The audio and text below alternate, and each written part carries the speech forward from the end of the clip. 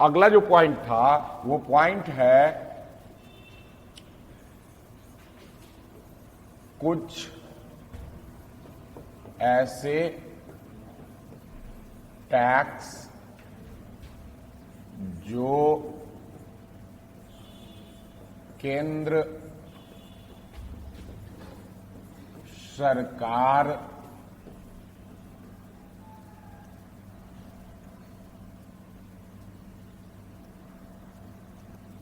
सरकार लगाता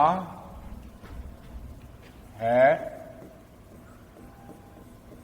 राज्य सरकार वसूल करता है और सारा खर्च राज्य सरकार के द्वारा कर लिया जाता है।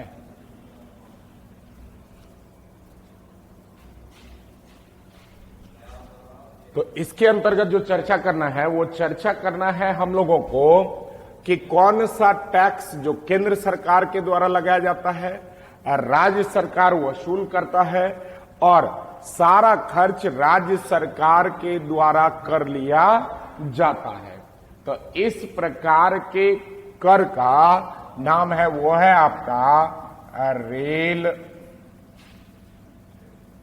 माल ढुलाई पर लगने वाला कर। औषधि पर प्राप्त आय, स्टाम्प शुल्क, ये सारा का सारा जो है केंद्र सरकार लगाता है, राज्य सरकार वसूल करता है और अपने पास रख लेता है। अगला है वो है आपका नेक्स्ट पॉइंट में राज्य सरकार लगाता है राज्य सरकार वसूल करता है और राज्य सरकार स्वयं अपने पास रख लेता है। जैसे भू राजस्व कर, भू राजस्व कर, राज्य बिक्री कर। ये आपका 4 पॉइंट जो है वह महत्वपूर्ण है। अब इससे आगे बढ़ेंगे तो वैट और जीएसटी को पढ़ेंगे और उसके बाद हम लोग टैक्स को समाप्त करेंगे। तो नेक्स्ट टॉपिक जाते हैं, वो आपका कहलाएगा वैट और जीएसटी। वैट इसका फुल फॉर्म होता है वैल्यू एडेड टैक्स।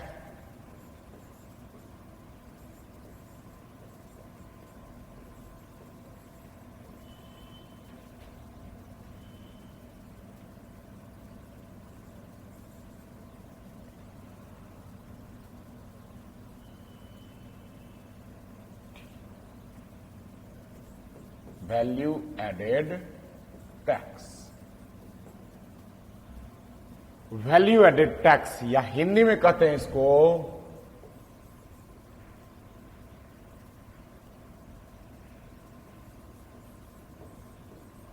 मूल्य वर्धित कर। वैल्यू एडेड टैक्स और जीएसटी क्या? वैल्यू एडेड टैक्स, मान लीजिए समझने के लिए एग्जाम्पल दे रहे हैं कि एक कपड़ा निर्माता कंपनी ए है।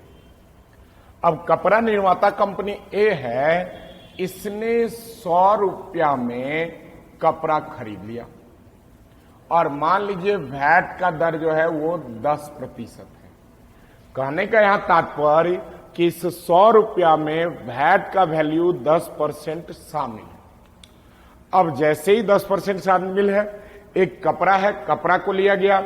अब मान लीजिए उसका सिलाई करवाया जाएगा, तो उसका सिलाई करवाया जाएगा और मान लीजिए समझने के लिए सिलाई खर्च 50 रुपया। तो सिलाई करवा के कॉस्ट कितना हो गया? 150 रुपया। सिलाई करवाने के बाद वस्तु का जो कॉस्ट है वो हो गया 150 रुपया। अब निर्माता क्या करेगा? अपने होलसेलर को बेचेगा। तो होलसेलर को बेचेगा तो 150 प्लस 10% अर्थात 15 रुपया इसमें ऐड हो जाएगा, तो 165 रुपया। जहां पर निर्माता किसी भी प्रकार का प्रॉफिट नहीं लेगा तो वह मैक्सिमम जो है 165 रुपये में अपने वस्तु को बेचेगा। अब यह होलसेलर किसको बेचेगा? रिटेलर को बेचेगा। तो 165 का 10% रिटेलर तक जाने पर इसका कॉस्ट हो जाएगा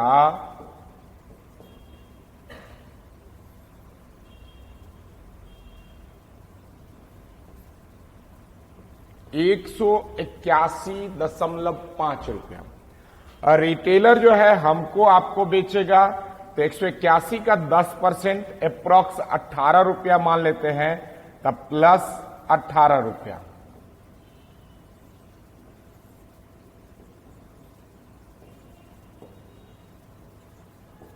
₹199। यहां पर देखिए हर वैल्यू पर कुछ न कुछ टैक्स लगा है। 100 रुपया में 10% शामिल था। सिलाई करवा कर ला गया, कॉस्ट हुआ 150, उस पर 10%। फिर कॉस्ट का 165 पर 10%, फिर कॉस्ट 181।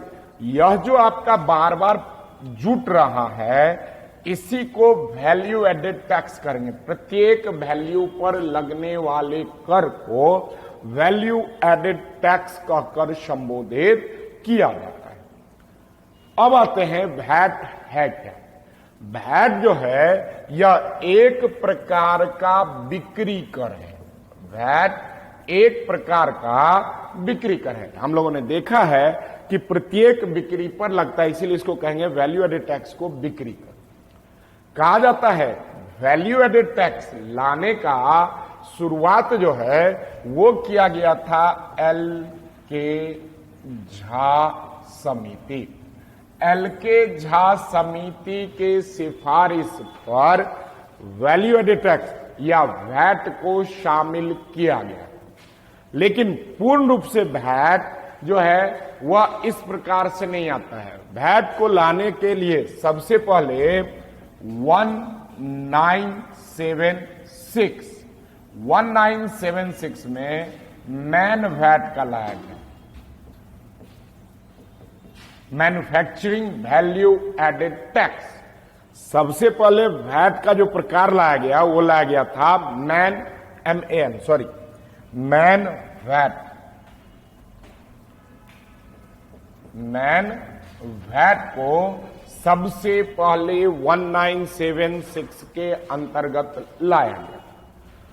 10 वर्ष के बाद इसको मॉडिफाई किया गया और 1986 में मैन वैट जो है वो परिवर्तित कर मोड वैट में शामिल हो जाता है।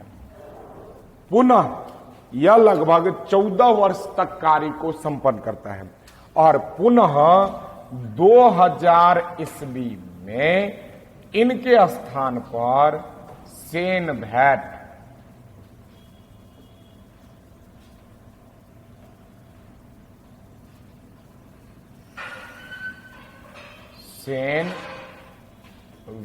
को लाया जाता है और तब 2005 ईस्वी में 2005 ईस्वी में वैट को शामिल किया जाता है, जो 1 अप्रैल 2006 ईस्वी से कार्यरत है।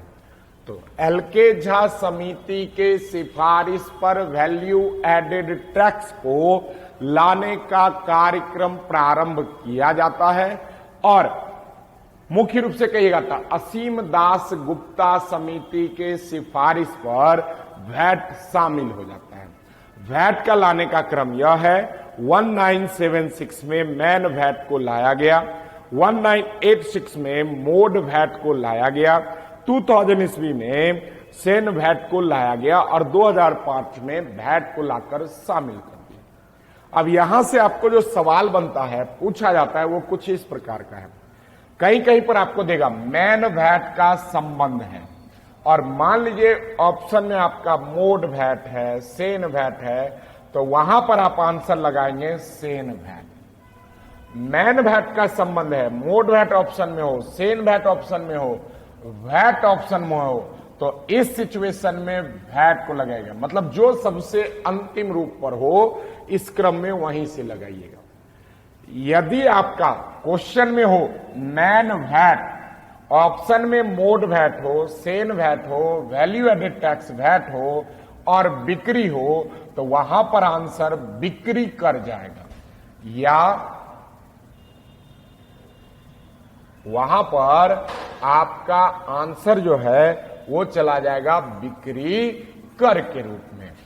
पुनः दोहराते हैं, अगर मैन के जगह मोड वैट हो, सेन वैट हो, वैल्यू एडेड टैक्स हो और इस सभी का संबंध पूछे तो भी जाएगा बिक्री कर।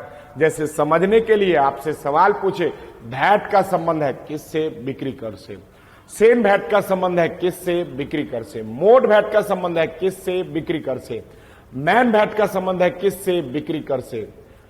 तो ये कुछ इस प्रकार से आपसे सवाल के संदर्भ में पूछा जाएगा।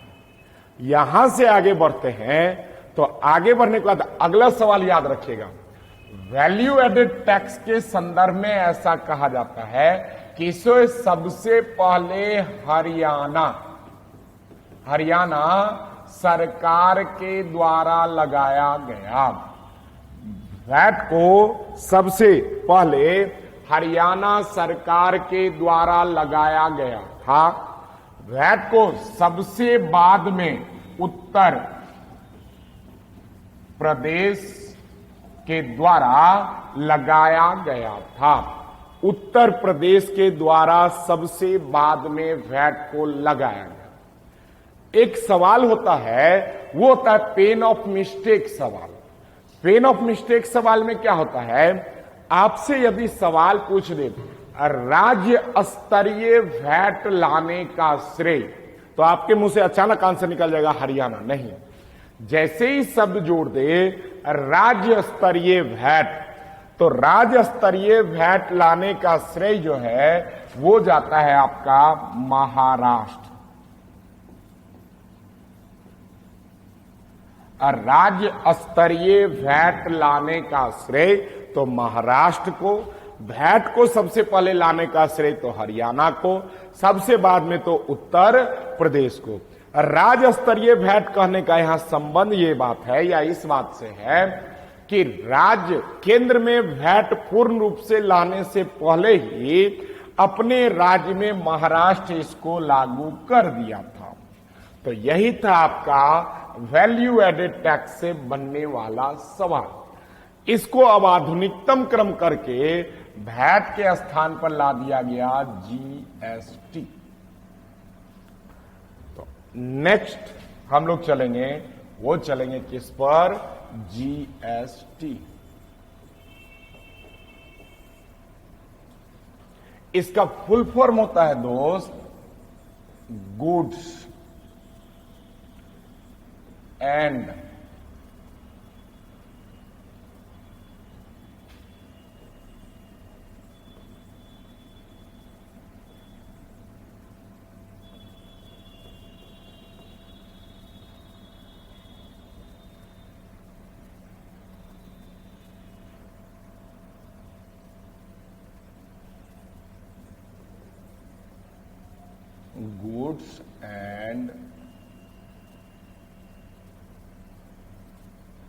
goods and service tax। Goods and service tax, अब ये कैसे लगता है? मान लीजिए वही चीज, एक कपड़ा, बिजनेसमैन 100 रुपए का कपड़ा लिया और 100 रुपए का कपड़ा लेकर यह व्यक्ति जो है इसमें भी जीएसटी कितना प्रतिशत? 10%। 100 रुपए का यह कपड़ा लेता है और कपड़ा में 10% क्या शामिल है? इसमें 10% शामिल है, वो शामिल है आपका जीएसटी। पुनः किसके पास जाएगा? सिलवाने के लिए। सिलवाने का खर्च कितना? 50 रुपया। अब कॉस्ट कितना? 150 रुपया। अब यदि कॉस्ट उसका 150 रुपया हुआ तो अब वो अपने होलसेलर को बेचेगा तो 150 में बेचेगा? नहीं, प्लस में क्या लगेगा? जीएसटी। कितना परसेंट? तो 10%। तो जीएसटी 10% कितना? 150 का 10%। यहां 150 रुपये पर 150 रुपये पर जीएसटी नहीं लगेगा।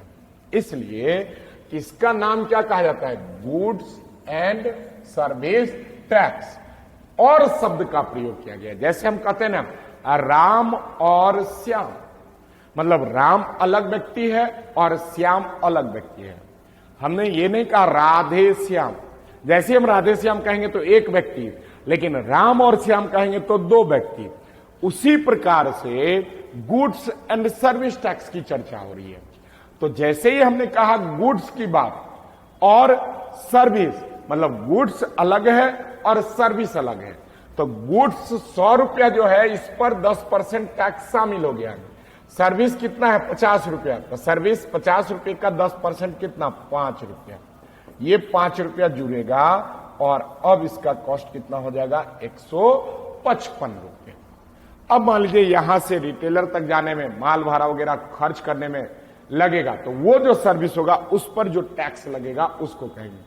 तो गुड्स एंड सर्विस टैक्स में एक बार गुड्स पर लग जाता है और उसके बाद जो सर्विस प्रोवाइड किया जाता है उस पर खर्च को शामिल किया जाता है। अब हम लोग समझते हैं गुड्स एंड सर्विस टैक्स के बारे में। कहा जाता है जीएसटी की शुरुआत करने का अगर प्राथमिकता के आधार पर श्रेय कहिएगा तो यह श्रेय जाता है स्वर्गीय अटल बिहारी वाजपेयी जी को। स्वर्गीय अटल बिहारी वाजपेयी जी जो हैं, उन्होंने ही जब सत्ता संभाला था तो उन्होंने देखा कि जो आम जनता है वह आम जनता डायरेक्ट टैक्स से अधिक जो है वह इनडायरेक्ट टैक्स में अदा करता है। डायरेक्ट टैक्स का जो मैक्सिमम सीमा है, डायरेक्ट टैक्स का मैक्सिमम सीमा कितना है? 30%। और उसकी कंपैरिजन में इनडायरेक्ट टैक्स जो है वह काफी अधिक है। उस समय मैक्सिमम 32% तक जो है 32% तक इनडायरेक्ट टैक्स वसूला जाता था। तो उन्होंने कहा जनता को दोहरी मार पड़ रही है तो कुछ ऐसा नियम लाया जाए, कुछ ऐसे टैक्स का प्रयोग किया जाए जिसके माध्यम से डायरेक्ट टैक्स की तुलना में इनडायरेक्ट टैक्स का प्रतिशत क्या हो? कम हो जाए। और शुरुआत वहीं से उन्हीं के द्वारा जीएसटी के रूप में किया जाता है। आगे चलकर असीम दास गुप्ता की अध्यक्षता में, यह पश्चिम बंगाल के वित्त मंत्री थे, असीम दास गुप्ता की अध्यक्षता में गुड्स एंड सर्विस टैक्स के लिए एक कमेटी या समिति को स्थापित किया गया 2003 ईस्वी में। यह धीरे धीरे अब अपने कार्य को बढ़ा रहे हैं, तब इन्हीं की समीक्षा या इनके रिपोर्ट की समीक्षा के लिए जो है केलकर समिति का गठन किया। केलकर समिति गठित होती है और तब 2006 ईस्वी में उस समय के वित्त मंत्री रहे पी चिदम्बरम,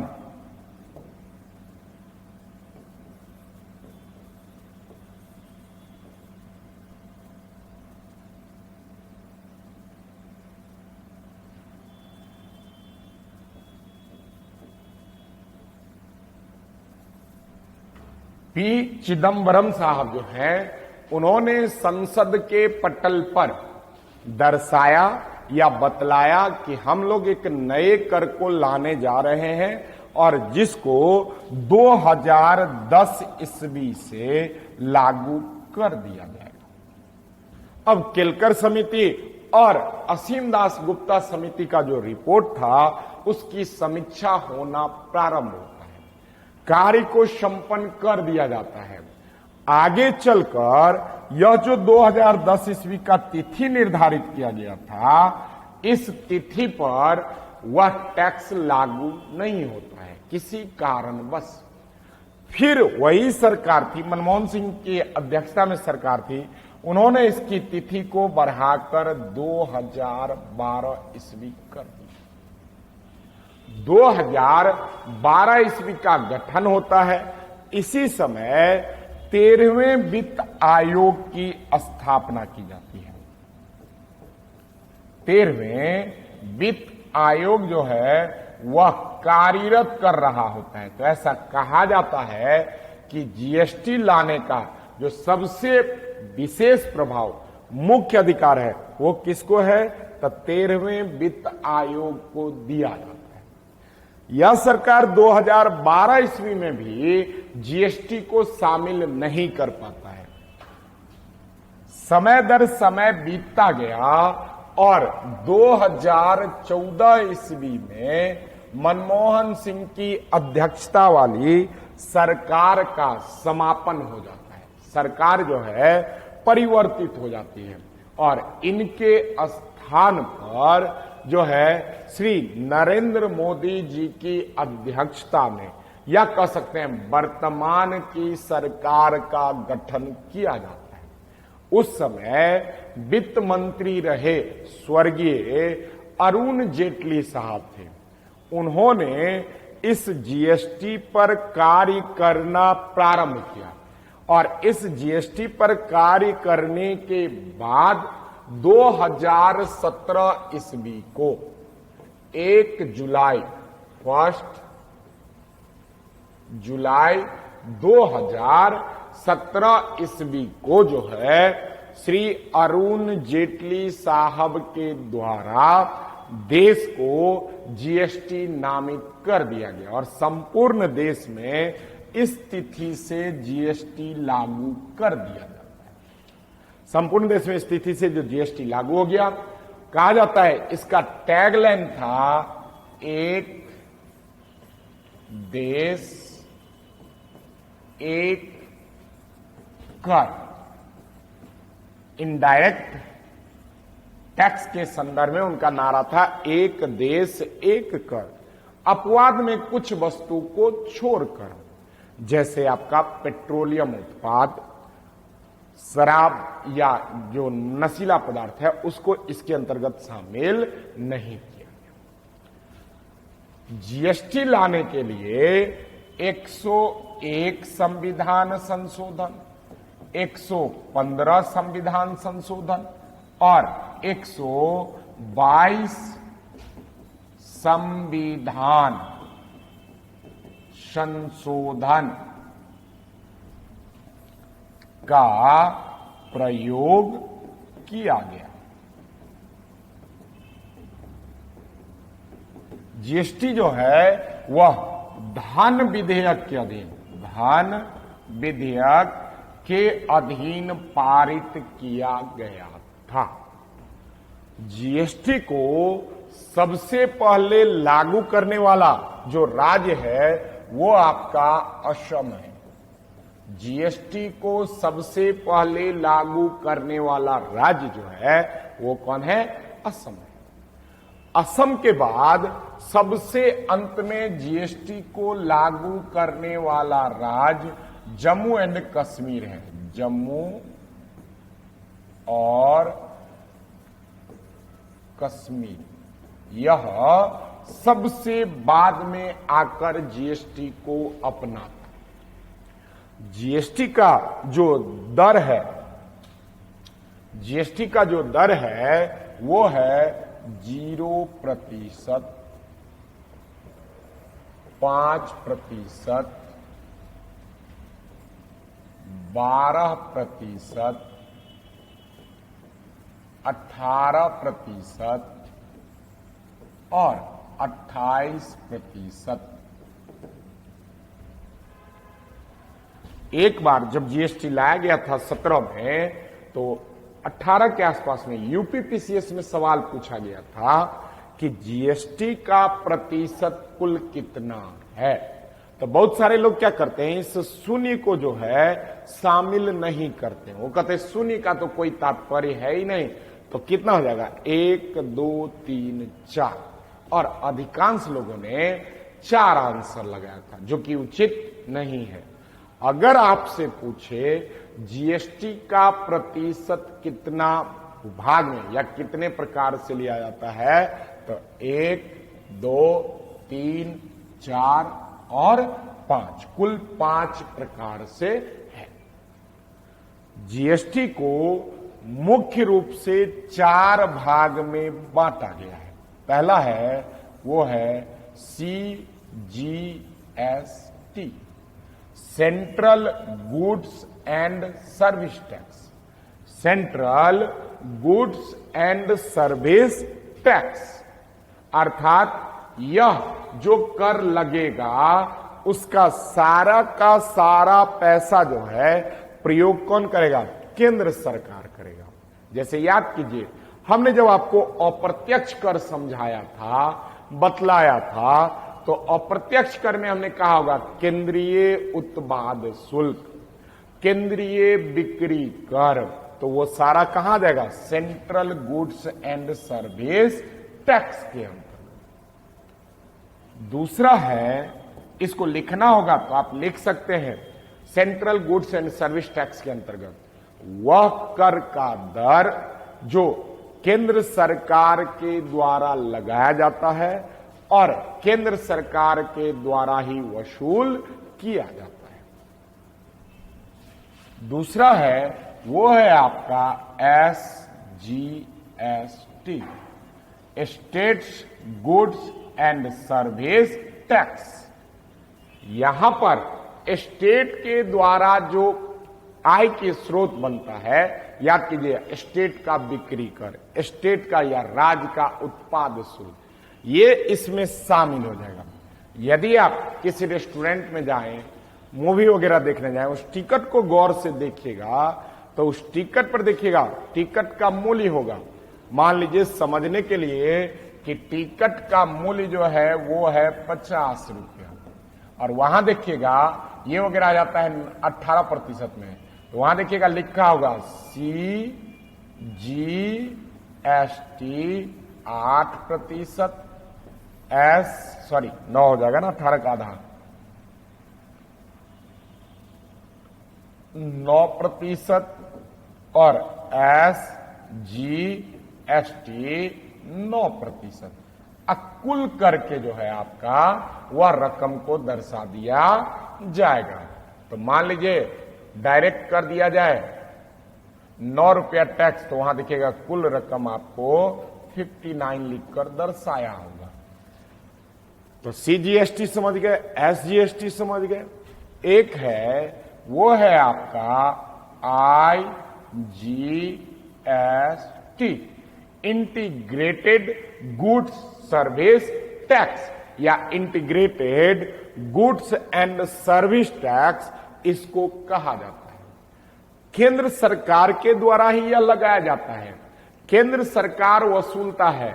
और यदि किसी राज्य को इस कारणवश जीएसटी लाने के कारण कहीं कुछ क्षति हो रही है या आपदा के कारण कहीं क्षति हो रही है, उसकी भरपाई केंद्र सरकार इसी सर्विस टैक्स के माध्यम से करता है, इसी सर्विस टैक्स के माध्यम से करता है। अगला है वो है आपका यूजीएसटी। यूजीएसटी जो है इसका प्रयोग केंद्र शासित यूटी स्टेट जो कहते हैं केंद्र शासित प्रदेश के अंतर्गत किया जाता है और इससे प्राप्त आय को केंद्र शासित प्रदेश के द्वारा ही खर्च किया जाता है। यहां से एक पॉइंट याद रखिएगा, कभी कभार आपसे पूछेगा सवाल कि केंद्र शासित प्रदेश का बजट प्रस्तुत किया जाता है किसके द्वारा? केंद्र शासित प्रदेश का बजट प्रस्तुत किया जाता है किसके द्वारा? जल्दी से आंसर दे दीजिए। अच्छा, केंद्र शासित प्रदेश के वित्त मंत्री के द्वारा, ठीक है। और लोग?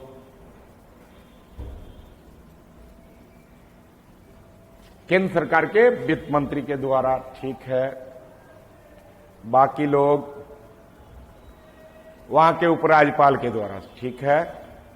और लोग?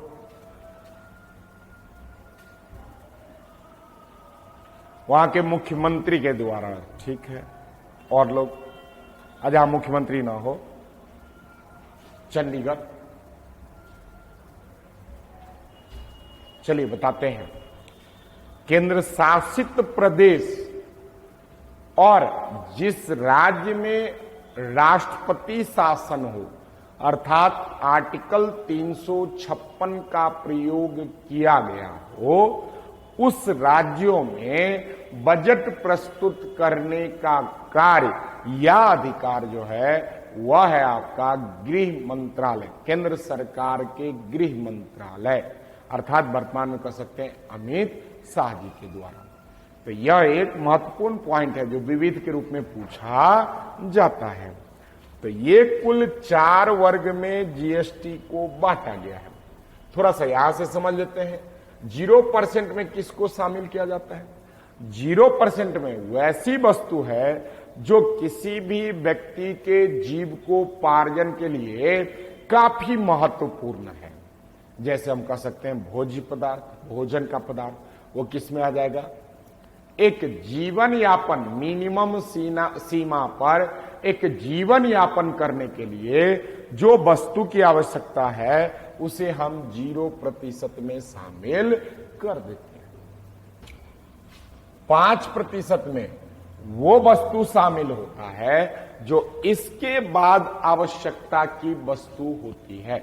एक नॉर्मल परिवार के लिए इसके बाद जो आवश्यकता की वस्तु होगी उसको कहां शामिल करेंगे? 5% में। उससे जो अधिक होगा उसको 12% में, उससे जो अधिक होगा वो 18% में, 28% में लग्जेरियस जिंदगी, जिसको कहते हैं भोग विलासिता की जिंदगी, मतलब महंगे सामानों का उपयोग करना। जहां पर जैसे समझने के लिए हमने कहा हमें एक कार खरीदना है, एक स्टेटमेंट ये है। दूसरा स्टेटमेंट है हमने कहा हमें 5-10 लाख के आसपास का कार खरीदना है। दोनों स्टेटमेंट में अगर गौर कीजिएगा तो खरीदना क्या है? कार खरीदना है। लेकिन दोनों में अंतर है। पहला में हमने कहा हमें कार खरीदना है, अर्थात वहां पर हमने पैसे की कोई वैल्यूएशन या सीमा निर्धारण नहीं किया, हमको कार लेना है। वह कार कैसा होगा? जो हमें कंफर्ट प्रदान करेगा। दूसरा हमने कहा हमें कार लेना है 5 से 10 लाख, अर्थात वहां पर हमारे पैसे की सीमितता होगी। तो सीमितता के संदर्भ में ये असीमितता, जहां हमने अपने सुख सुविधा को, आरामदायक जीवन जीने की चीजों का प्रयास किया, वह जो भी वस्तु होगा उस पर जीएसटी 28% का प्रयोग किया जाए। यहां से आगे बढ़ते हैं तो 20 लाख रुपया तक प्रति वर्ष, या ऐसे लिख देते हैं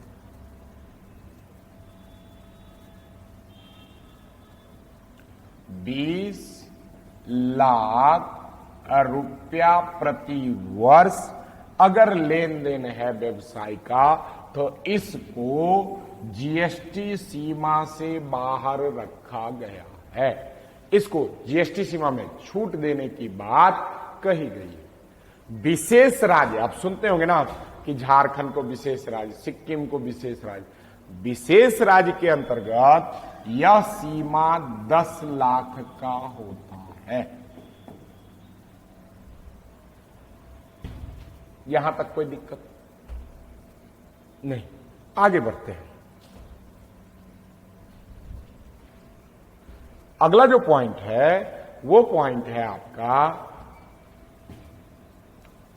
विश्व स्तर पर सबसे पहले 1954 ईस्वी में फ्रांस के द्वारा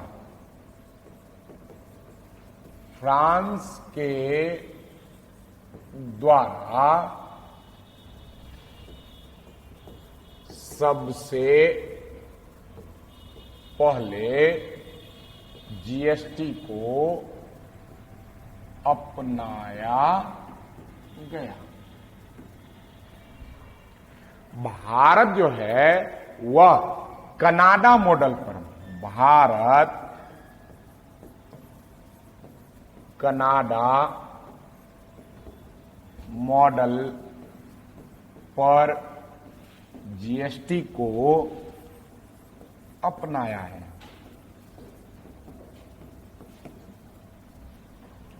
नेक्स्ट पॉइंट, विश्व स्तर पर सबसे अच्छा जीएसटी जो है वह न्यूजीलैंड का है।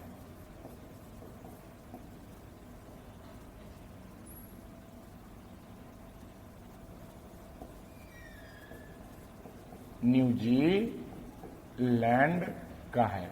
इसका मैक्सिमम जो है वो आपका 15% है। सबसे अच्छा जीएसटी माना जाता है किसका? न्यूजीलैंड का। अब आगे बढ़ते हैं तो कहा जाता है जीएसटी को नियंत्रित करने के लिए या जीएसटी का जो कार्यक्रम है वह सुचारू रूप से चलाने के लिए सरकार के द्वारा एक जीएसटी परिषद का गठन किया जाता है। सरकार के द्वारा एक जीएसटी परिषद का गठन किया गया। जो हमने पीछे आपको बताया है, संविधान संशोधन 101, 115, उन सब चीजों में भी इन्हीं को लाया जाता है, कानून बनाया जाता है। 266, 66 से लेकर आर्टिकल का प्रयोग किया जाता है इसके लिए। तो जीएसटी को लाया जाता है, परिषद का गठन किया जाता है, जिसके अध्यक्ष होते हैं केंद्र के वित्त मंत्री अध्यक्ष होते हैं।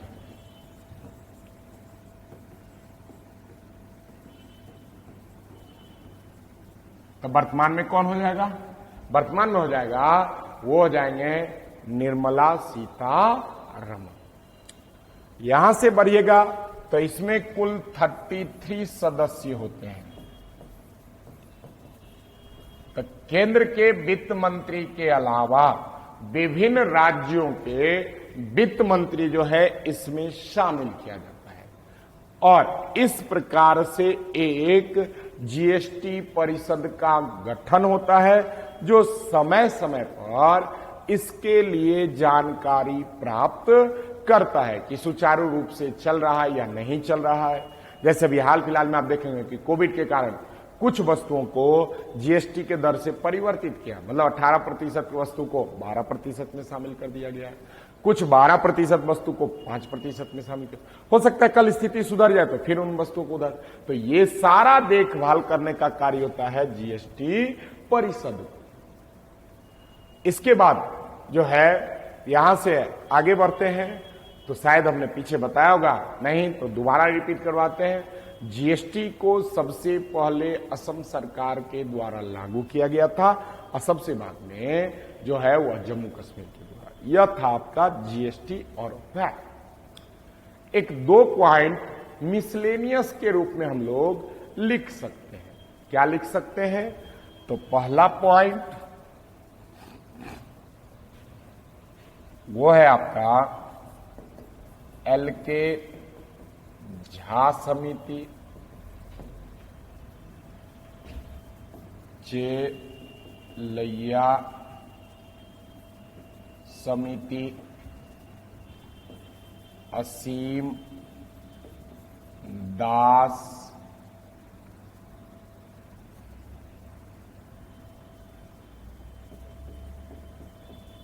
गुप्ता समिति, इनका संबंध जो है वह कर से है। ब्रैकेट में लिख सकते हैं अप्रत्यक्ष कर।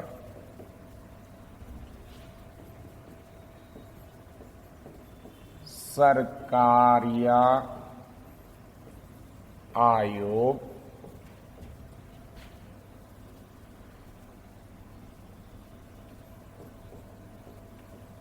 मदन मोहन